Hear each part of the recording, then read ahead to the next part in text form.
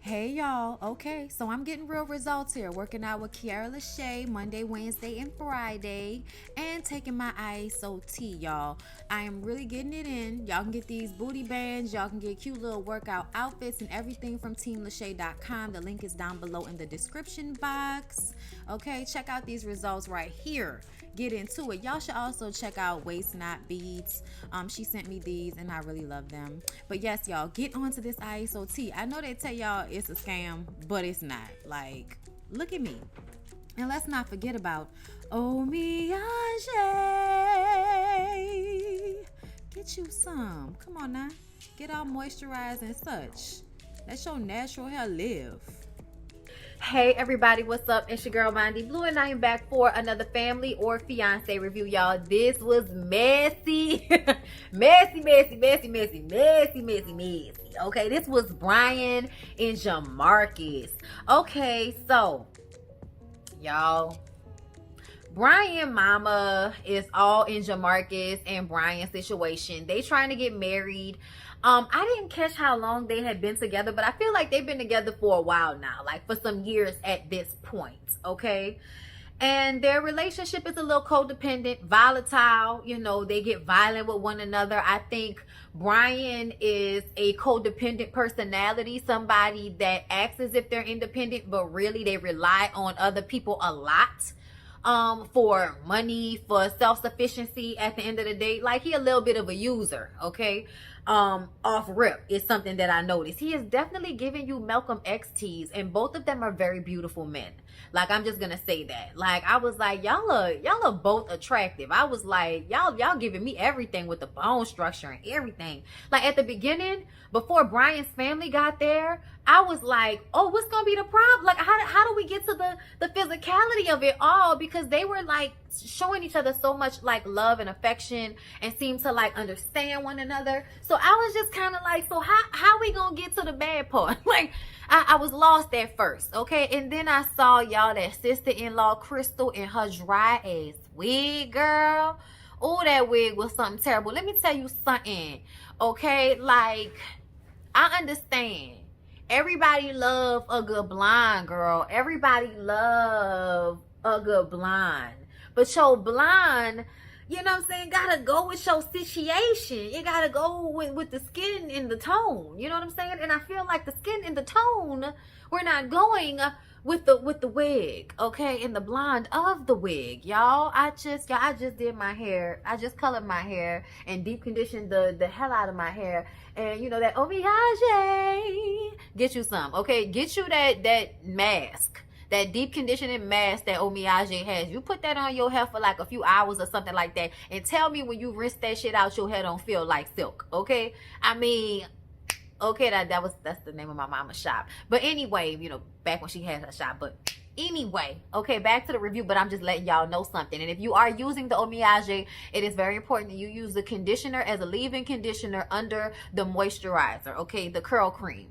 All right, and then you can put that potion on top of it if you need some extra definition. But this is without the potion, and this is with some jade growth oil on top of it, because I told y'all I'm growing my hair. That's just a little insight into my life, you know, before we get back into all of, you know, the dismay that's going on with Brian and Jamarcus, okay?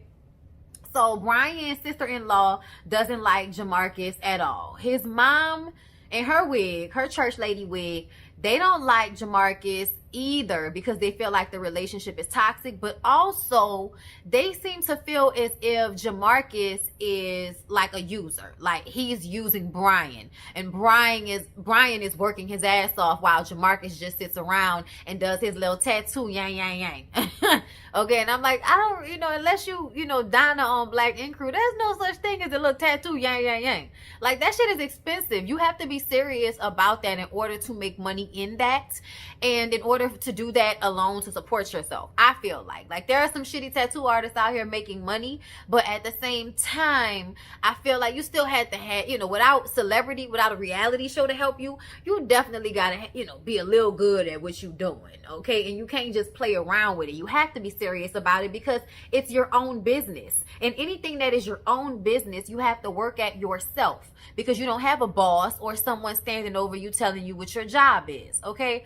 But anyway, they seem to think that, you know, that little job is not enough to support them or to support Brian. And that's what annoyed me, because I was like, even though, like, I respect, you know what I'm saying, the roles that y'all want to play in the relationship, y'all are both two grown-ass, able-bodied men. And to hear his family sit up there and say how they wanted to make sure that Jamarcus could take care of him, it was like, what the fuck are y'all talking about? Like, what? You trying to put, like, you know, traditional gender roles on two gay men to the extent that Jamarcus is expected to carry the financial load? Is that what I'm hearing from y'all? But no, apparently Brian has been telling his family one story, and the reality of the situation is a whole nother story. The reality of the situation is that Jamarcus pays for damn near everything, okay? And when Jamarcus doesn't have any money, Brian goes to his family and asks them for money. And in order to get the money from them, he has to make it seem as if Jamarcus is not helping him or not giving him any money. It is a manipulation tool. And he is manipulating his family into disliking his partner to the point where y'all got to come and get therapy before y'all get married, because everybody is so against it, okay? Jamarcus, you know, at one point gets in the sister-in-law face, was like, bitch, and, you know, it was a lot. And I don't like that shit, because at the end of the day, you still a man. Like, you still a man, and I'm going to need for you to remember that with the way you get all physical or, you know, violent with women, okay? But the thing about it is, Jamarcus doesn't realize that he has an issue. He has an anger problem that he needs to work on, okay? And it's not just him. It's Brian too, because I feel like Brian popped it off early, okay? Brian popped it off before Jamarcus' family even got there. Y'all, I didn't even remember anybody in Jamarcus' family besides his brother and his sister, because they were so cool. They were so cool and calm and just validated everybody's feelings. Like, you know, Jamarcus obviously has issues because his parents weren't around or something. Like, I mean, they weren't there. So that makes me feel like there's obviously an issue there with the parental figures. But either way, you know, Jamarcus has some anger issues that he doesn't want to deal with. And he uses the situation with Brian and Brian's mom and Brian's codependence on his mom as a reason for why he's wilding the way he is. But essentially, my dude, okay, you need to get yourself together. You need to control yourself, okay? Because you was doing the most. Now, Jamarcus' family loves Brian. So, you know, there's obviously a difference. When Brian's family gets there, the energy is weird. And Brian basically puts it on Jamarcus, which made me upset. Because I was like, so as soon as your family get here, you switch up on him. And now it's not you and him anymore. It's you and your family against him. And he is automatically defensive and overreacting to shit because he's had to be defensive over and over again in these settings. And you can tell. And also in life. Jamarcus tells them, you know, how you going to get mad at me for feeling some type of way about some shit that you just said to me? Okay? Meanwhile, Brian was inside talking to Crystal and his mom. And they're in there talking about how Jamarcus is just jealous of Brian and his mother's relationship because his family don't like him. And I was like, the fact that you could sit there and kiki with her while she says that about him, like, that's so inconsiderate of, you know what I'm saying? Like, how could you do that? Y'all, I love my family, but ain't nobody about to clown my fucking husband like that. Ain't nobody about to clown Lyric in front of me. I clown Lyric. You can't clown Lyric. Like, you know, like, I don't understand how he could just sit there and let them go in on him in that way, you know, but I feel like it's because it works to his benefit. If they don't, you know, like him, if they don't communicate with him, then they don't know how he's going back and forth and getting money out of every damn body. Marcus is outside saying that he feels like Brian is up his mama ass. The sister-in-law comes outside and starts naming all of the times that they've called the mama for help, for money, to pay for this, to pay for that. And Jamarcus was like, first of all, Brian calls her and asks her for stuff for him. He don't ask her for nothing for me. And then she brings up how, oh, well, his mama pays the insurance for the car that he's driving, and you driving that car, y'all use that car together. And he was like, I will catch the bus, okay? I don't need that car. And this is when Brian comes out pissed off, because he like, I just picked you up the other day. Don't you sit up here and lie and act like you don't use that car. But that's not even the point, though. That's not even the point, though. That has absolutely nothing to do with what is going on right now, Crystal. Okay? Him using the car, him not using the car, that's not the point. The point is Brian is going over there talking shit about Jamarcus to y'all, to his mama, getting money from y'all and getting money from Jamarcus, and then telling y'all that Jamarcus ain't doing shit for him. That's fucked up. That's real messed up. And I felt like y'all cannot really think y'all ready for marriage if this is where y'all at with it. To me, I feel like they need to be looking at Brian like, you need to be taking care of your own shit. Brian gets in JJ's face and calls him a bitch ass, and I was just like, wow. It was a lot of like that. But they took it there, and I was just like, wow, that's some violent language towards somebody you know was talking about you love like 30 minutes ago. But they start pushing back and forth and putting hands on one another, and the family had to break it apart. Then JJ's family gets there, and he shows his family around but doesn't introduce them to Brian's family, who were sitting outside. And Brian is sitting up there, you know, running it with his people, you know, about Jamarcus. It's just not, see that? Like, all of that is not good. You needed to be somewhere calming down and handling the situation with your man, not running your mouth about him with your family. So Jay's family feels like they need to stop letting Brian's family get in between their relationship, because I feel like everybody else sees it just like we see it, and y'all ain't even been here for 5 minutes and we can already see what's going on here, okay?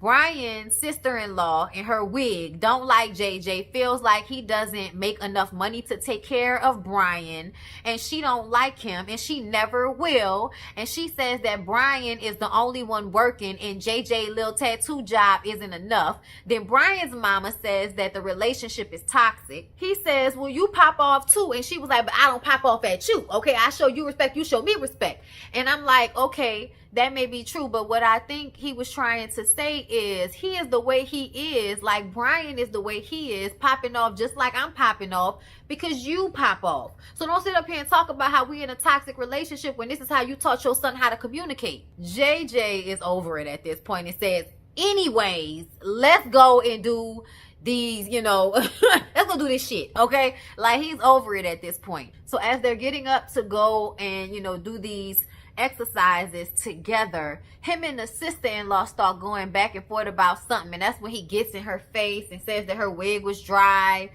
and you know, Brian has to grab him up out of her face and stuff like that. And I was like, yeah, you know, you need to get yourself together, because you allowing yourself to get way too upset in this moment for you to be getting in that lady face like that. Like, I know she a bitch, but, you know, don't be getting in that lady face like that, okay? So then JJ goes and cries to his family about how he always has to defend himself to Brian's family. And I was like, I get it.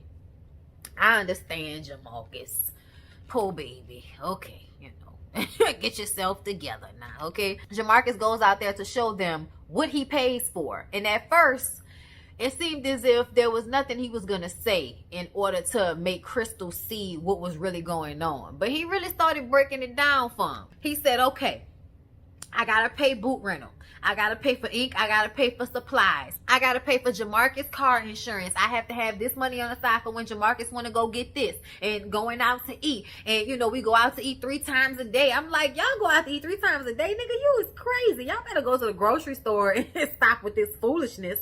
Okay, that's just ridiculous to be going out to eat 3 times a day. So at this point, once it's, you know, kind of put in a frame that I think his family understands, because they've seen the way Brian moves. So once he explains it, I think everybody starts to see it and understand it. Crystal starts to cry because she says, oh my God, I feel so bad, because I thought that, you know, you weren't doing anything. He was making it seem like, you know, you wasn't helping him, but you do everything. Like, he the one that's not really holding his weight. And I was like,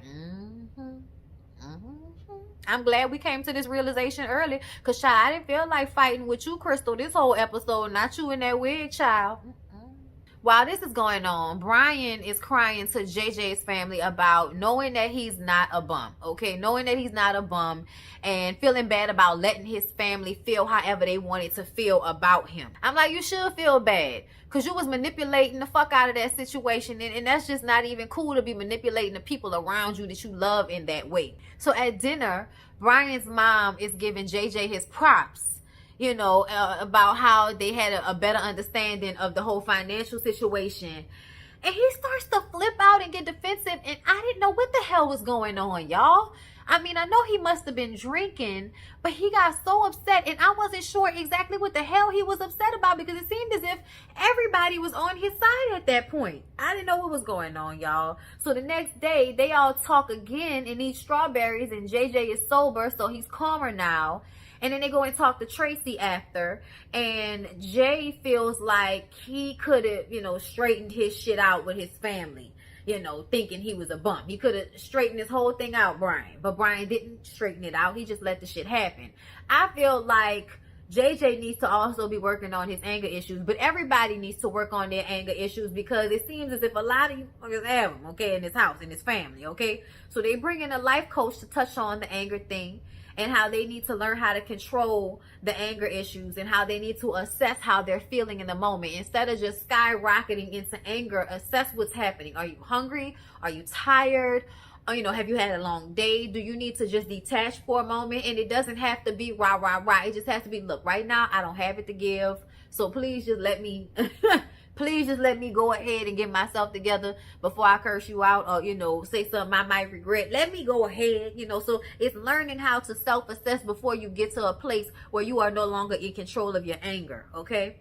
And a lot of it also is both of them wanting to be heard, you know. Brian admits that he needs to think about Jay a little bit more and be considerate of his feelings. And I'm like, yeah, you do. I'm glad you said that, because that is exactly right. And then Brian apologizes for, you know, allowing this image to be painted that is not accurate of JJ. And then Crystal cries and apologizes for the way she treated him. And I was like, oh, all right, Crystal, we like you. Thank you for this. Okay, I'm glad that she was able to say she was sorry and move forward, because I feel like a lot of people have a hard time saying that they sorry. I'm not one of them people. I don't give fake I'm sorry's, but I also feel like it's important to be able to, you know, admit when you're wrong and apologize to people, because, you know, nobody's perfect. Nobody's perfect. And to expect that is unrealistic. So if I apologize to you and you don't accept it, then that's what it is. But at least I have done my part. That's just how I feel about apologizing to people, okay? So the next time they have dinner, the mama has taken off her wig. And I was like, oh, lady, you look so free. Okay, and then everyone is crying and talking about the love that they have for one another and how they're going to work on their issues. It was beautiful. It was really beautiful. And that lady not having that wig on was like really a symbolic visual of where everybody was at this point. Just feeling free and unburdened under an itchy hot wig, you know, except for Crystal. Crystal still had hers on. So JJ now understands that he has an anger issue that he needs to work on, and Brian admits that he needs to be more accountable for his actions, okay? Everyone says yes to them getting married except for Crystal and the mom. The mom comes out of her mouth with, I don't believe in the union because I don't think it's morally right for two men to get married. And I was like, so it's okay for them to be in a union in life. It's okay for them to be together, to share a bed, to share a home. It's okay for them to be together in every way, and except under the eyes of the Lord. Am I to be correct with that? Because you do know that God's eyes are everywhere. That's just stupid to me. That's just stupid to me that you're okay with the relationship but not okay with them committing to each other. Make it make sense. Crystal's reasoning was that their relationship is still volatile and toxic and they need to work on that. Agreed. Agreed. And everybody respects that. We're all in a better place. They're still together. They're still engaged. It was a really good episode. It was messy as fuck, but it was a good episode. Okay? Either way, I hope y'all enjoyed. Please don't forget to like, comment, and subscribe. Sorry. Cracking my back. Y'all look a little sore. Okay, y'all, like the video, share the video. I love y'all, and I'll see y'all in the next one. Okay.